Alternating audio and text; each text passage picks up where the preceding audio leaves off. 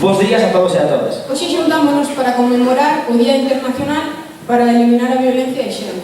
A violencia de xénero, Violencia doméstica ou violencia machista, é un problema de todos, unha realidade que se agocha, que se quere ocultar. pero que debemos facer público. Como di Martin Luther King, Non me preocupa o ver aos violentos, dos corruptos, dos deshonestos. o que máis me preocupa é o silencio dos vos. Nunha recente enquisa entre a xuventude, o 27,4% considera que a violencia de xénero é unha situación normal na parella. E o 21% pensa que a violencia de xénero é unha cuestión politizada a que se exagera.